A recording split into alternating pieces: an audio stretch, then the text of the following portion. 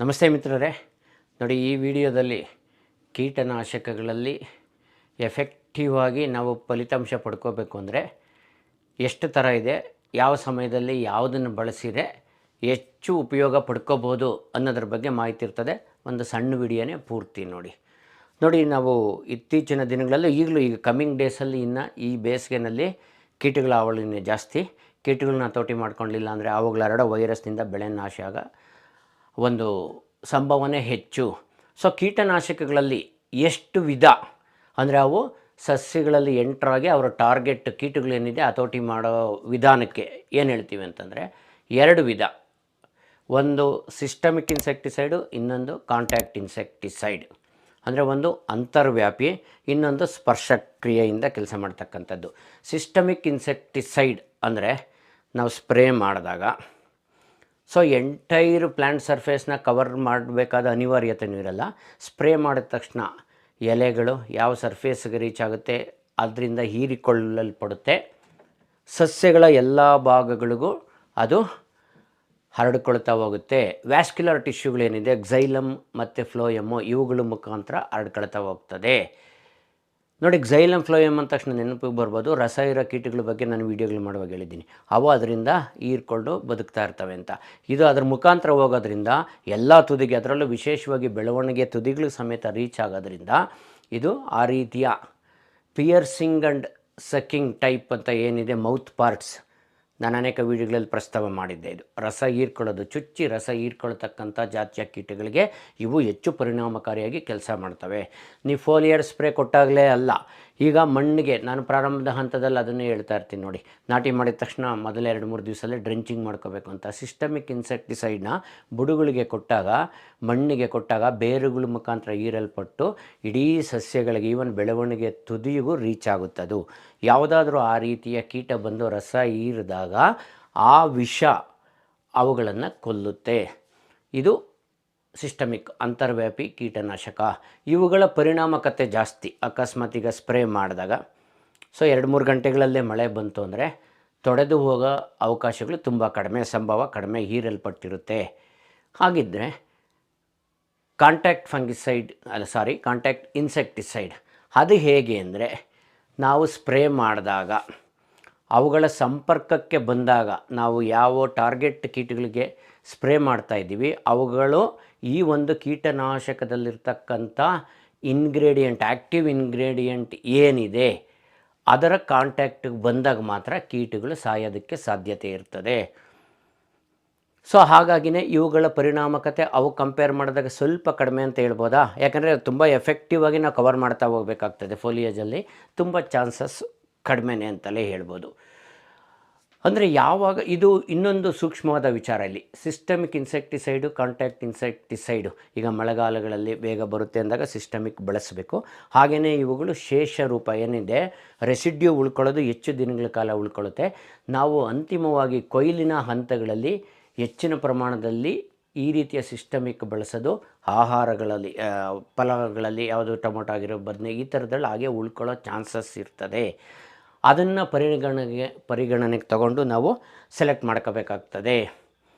ಈಗ ಉದಾಹರಣೆಗಳೇನು? ಸಿಸ್ಟಮಿಕ್ ಇನ್ಸೆಕ್ಟಿಸೈಡ್ಗೆ ನಾವು ಉದಾಹರಣೆ ಕೊಡೋದಾದರೆ ಯಾವುದು, ಥೈಮೆಥಾಕ್ಸಮ್ ಆಕ್ಟ್ರಾ ಅಂತ ಏನು ಕರಿತೀವಿ, ಅದು 3 ಗ್ರೇಡ್ಗಳಲ್ಲಿ ಬಂದಿದೆ. ಒಂದು ಇಮಿಡಾಕ್ಲೋಪ್ರಿಡ್ ಆಗಿರ್ಬೋದು, ಈ ಥರದ ಕೀಟನಾಶಕಗಳು. ಹಾಗೆಯೇ ಫಿಪ್ರೋನಿಲ್ ರೀಜೆಂಟ್ ಅಂತ ಏನು ಕರಿತೀವಿ ಅದಾಗಿರ್ಬೋದು. ಇನ್ನೊಂದು ಮಣ್ಣಿಗೆ ಹಾಕೋದು ಇಂಪಾರ್ಟೆಂಟು, ಕಾರ್ಬೋಫ್ಯುರಾನ್ ಅಂತ ಅರಳುಗಳ ರೂಪದಲ್ಲಿ ಇರ್ತದೆ ನೋಡಿ. ಹಿಂದೆ 4-8 ಇತ್ತು, ಅದು ಈಗ ಬ್ಯಾನ್ ಮಾಡಲಾಗಿದೆ. ಇದು ಸಿಸ್ಟಮಿಕ್ಕು. ಇನ್ನೂ ಅನೇಕ ವಿಧವೆ, ಕೆಲವು ಉದಾಹರಣೆಗಳು.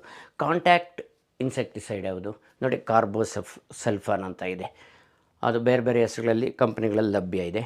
ಅಸಫೇಟ್ ಆಗಿರ್ಬೋದು, ಸೈಪರ್ಮೆಥ್ರಿನ್ ಆಗಿರ್ಬೋದು, ಫೆನ್ವೆಲ್ ರೇಟ್ ಆಗಿರ್ಬೋದು, ಇವು ಕಾಂಟ್ಯಾಕ್ಟ್ ಇನ್ಸೆಕ್ಟಿಸೈಡು.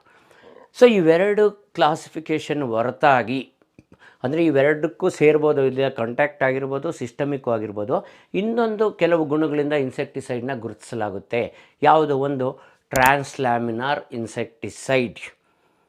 ಅಂದರೆ ನಾವು ಸ್ಪ್ರೇ ಮಾಡಿದಾಗ ಒಂದು ಲೀಫ್ ಏರಿಯಾಗಳಲ್ಲಿ ಫೋಲಿಯೇಜ್ ಮೇಲೆ ನಾವು ಸ್ಪ್ರೇ ಮಾಡ್ತೀವಲ್ವಾ, ಸೊ ಅದರಲ್ಲಿ ಇಡೀ ಎಲೆಯನ್ನು ಈ ಆ ಔಷಧಿನಲ್ಲಿರ್ತಕ್ಕಂಥ ಸಕ್ರಿಯ ಘಟಕ ಆವರಿಸ್ಕೊಂಡು ಎಲ್ಲ ಭಾಗಗಳಿಗೂ ಮೂವ್ ಆಗುತ್ತೆ.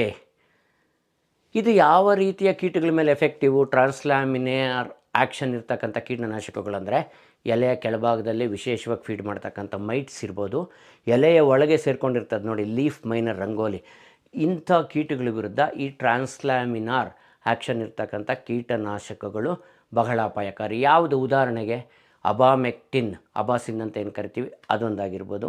ಆಮೇಲೆ ಸ್ಪಿನೋಸ್ಯಾಡ್, ಡೆಲಿಗೇಟ್, ಈಗ ವಿವಿಧ ಕಾಂಬಿನೇಷನ್ಗಳಲ್ಲೂ ಬಂದಿದೆ. ಈ ಥರದ್ದು ಕೆಲವು ಉದಾಹರಣೆ ಹೇಳ್ಬೋದು. ಹಾಗೆಯೇ ಇನ್ನೊಂದು ವರ್ಗ ಇದೆ, ಫ್ಯೂಮಿಗ್ಯಾಂಟ್ ಇನ್ಸೆಕ್ಟಿಸೈಡ್ ಅಂತ. ಆವಿಯ ರೂಪದಲ್ಲಿ ವಿಷ ಬರ್ತಕ್ಕಂಥದ್ದು ಒಂದು. ಅದು ಈಗ ಸಸ್ಯ ಸಂರಕ್ಷಣೆಗೆ ಮಾರೋದಕ್ಕೆ ಪರ್ಮಿಷನ್ ಇಲ್ಲದೆ ಇರತಕ್ಕಂಥ ಕೆಲವಿದಾವೆ ಈ ಕ್ಯಾಟಗರಿನಲ್ಲಿ. ಸೊ ಸಸ್ಯ ಸಂರಕ್ಷಣೆಗೆ ಬಳಸೋದ್ರಲ್ಲಿ ಉದಾಹರಣೆ ಕೊಡೋದಾದರೆ ಒಂದು ಕ್ಲೋರೋಪೈರಿಫಾಸ್ ಹೇಳ್ಬೋದು. ಸೊ ನೀವೀಗ ಮಿಶ್ರ ಮಾಡುವಾಗ ಸಮೇತ ಅದರಿಂದ ಫ್ಯೂಮ್ಸ್ ಆವಿಯಾಗಿ ಬಂದು ನಿಮಗೆ ಆ ಫೀಲ್ ಆಗಿರುತ್ತದೆ ನೋಡಿ, ಫ್ಯೂಮಿಗ್ಯಾಂಟ್ ಆ್ಯಕ್ಷನ್ ಅಂತಕ್ಕಂಥದ್ದು ಇದು. ಹಾಗಾಗಿನೇ ಇವುಗಳ ಮಿಶ್ರ ಮಾಡುವಾಗಲಿ ನೀವು ಸ್ಪ್ರೇ ಮಾಡಬೇಕಾದ್ರೆ, ಈವನ್ ಪಾಲಿಹೌಸ್ಗಳು ಇಂಥ ಕಡೆ ಸ್ಪ್ರೇ ಮಾಡಬೇಕಾದ್ರೆ ಒಂದು ಪ್ರೊಟೆಕ್ಷನ್ ಗಿಯರ್ ಹಾಕ್ಕೊಂಡು ಸ್ಪ್ರೇ ಮಾಡಬೇಕಾಗ್ತದೆ. ಸೊ ಬೇಸಿಕ್ಕಾಗಿ ನೋಡಿ, ರಸ ಇರುವ ಕೀಟಗಳು ಜಾಸ್ತಿ ಇದ್ದಾಗ ಸಿಸ್ಟಮಿಕ್ ಇನ್ಸೆಕ್ಟಿಸೈಡ್ನ ಬಳಸಬೇಕಾಗ್ತದೆ. ಮಳೆಗಾಲದಲ್ಲಿ ನಾವು ಸಿಸ್ಟಮಿಕ್ ಇನ್ಸೆಕ್ಟಿಸೈಡ್ನ ಬಳಸಬೇಕಾಗ್ತದೆ. ಈಗ ಒಂದು ಟ್ರೆಂಡ್ ಏನಿದೆ, ಈಗೆಲ್ಲ ಕಾಂಬಿನೇಷನ್, ಯೂಸ್ವಲಿ ಒಂದು ಸಿಸ್ಟಮಿಕ್ಕು ಒಂದು ಕಾಂಟ್ಯಾಕ್ಟು ಕಾಂಬಿನೇಷನ್ ಇರ್ತಕ್ಕಂಥ ಪ್ರಾಡಕ್ಟೇ ಬರ್ತಾ ಇದೆ. ನಮ್ಮಲ್ಲಿ ಏನು ಅಭ್ಯಾಸಗಳಿದೆ ಅಂದರೆ ನಾವೇ ಟ್ಯಾಂಕ್ ಮಿಕ್ಸಿಂಗ್ ಮಾಡ್ಕೊಳ್ಳೋದು 2-3 ಔಷಧಿಗಳನ್ನು. ಅದಕ್ಕೂ ಇದಕ್ಕೂ ಏನು ವ್ಯತ್ಯಾಸ, ಕೆಲವು ಸೂಕ್ಷ್ಮ ವಿಷಯಗಳಿದೆ. ಯಾಕೆ ನೀವು ಆ ರೀತಿ ಮಾಡಬಾರ್ದು ಅನ್ನೋದಕ್ಕೆ ನೋಡಿ, ಒಂದು ಲೇಬಲ್ ನೋಡಿ, ಬಾಟ್ಲ್ ಮೇಲೆ ನೋಡಿ, ಒಂದು ಇನ್ಸೆಕ್ಟಿಸೈಡಲ್ಲಿ ಏನೇನು ಘಟಕಗಳಿರುತ್ತೆ. ನಾನು ಹಳೇದೊಂದು ವಿಡಿಯೋದಲ್ಲಿ ವಿವರಣೆ ಕೊಟ್ಟಿದ್ದೆ. ಆ್ಯಕ್ಟಿವ್ ಇಂಗ್ರೀಡಿಯೆಂಟ್ ಜೊತೆಗೆ ಇನ್ನೊಂದಷ್ಟು ಪೂರಕವಾಗಿರೋ ಕನಿಷ್ಠ ಅಂದರೆ 4-5 ಕೆಮಿಕಲ್ಗಳಿರುತ್ತೆ ಅದರಲ್ಲಿ.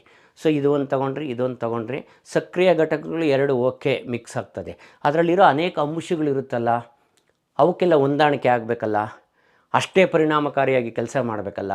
ಅದೇ ಕಂಪ್ನಿಯಿಂದ ಪ್ರೀ ಮಿಕ್ಸ್ ಆಗಿ ಬಂದಿರತಕ್ಕಂಥದ್ರಾಗೆ 2 ಆ್ಯಕ್ಟಿವ್ ಇಂಗ್ರೀಡಿಯೆಂಟ್ ಜೊತೆಗೆ ಅದಕ್ಕೆ ಸಹಯೋಗ ಎಫೆಕ್ಟಿವ್ನೆಸ್ ಜಾಸ್ತಿ ಆಗೋ ಥರ ಅದರಲ್ಲಿ ಮಿಕ್ಸಿಂಗ್ ಏಜೆಂಟ್ಗಳು ಏನೇನಿದೆ ಅದು ಬಳಸಿರ್ತಾರೆ. ಹಾಗಾಗಿ ಅದು ಹೆಚ್ಚು ಪರಿಣಾಮಕಾರಿ, ಹಾಗೂ ಯಾವುದೇ ಅಡ್ಡ ಪರಿಣಾಮ ಆಗೋದಿಲ್ಲ.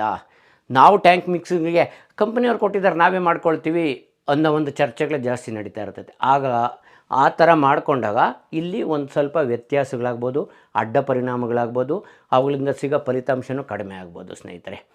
ಸೊ ನೀವು ಬಾಟ್ಲು ತಗೊಂಡ ತಕ್ಷಣ ಅದ್ರ ಮೇಲೆ ಇರುತ್ತೆ, ಬಾಟ್ಲ್ ಮೇಲೆ ಇಲ್ಲದೇ ಇದ್ದರೆ ಲೇಬಲಲ್ಲಿರುತ್ತೆ, ಅದು ಸಿಸ್ಟಮಿಕ್ ಕಾಂಟ್ಯಾಕ್ಟ್ ಅನ್ನೋದು. ಇವುಗಳನ್ನ ಗಮನಿಸಲಿಟ್ಕೊಂಡು ಆಯ್ಕೆ ಮಾಡ್ಕೊಳ್ಳಿ ಸ್ನೇಹಿತರೆ. ಸೊ ಮುಂದಿನ ವೀಡಿಯೋಗಳಲ್ಲಿ ಇನ್ನಷ್ಟು ಈ ರೀತಿಯ ತಾಂತ್ರಿಕ ವಿಷಯಗಳನ್ನು ತಿಳಿಸ್ಕೊಡಲಾಗುತ್ತೆ. ಯಾರು ಮೊದಲನೇ ಬಾರಿ ನನ್ನ ಚಾನಲ್ ನೋಡ್ತಾ ಇದ್ದೀರಾ, ಚಾನಲ್ಗೆ ಸಬ್ಸ್ಕ್ರೈಬ್ ಆಗಿ ಈ ಮಾಹಿತಿನ ಮಿತ್ರರೊಂದಿಗೆ ಹಂಚ್ಕೊಳ್ಳಿ ಅಂತ ಹೇಳಲಿಕ್ಕೆ ಇಷ್ಟಪಡ್ತೀನಿ.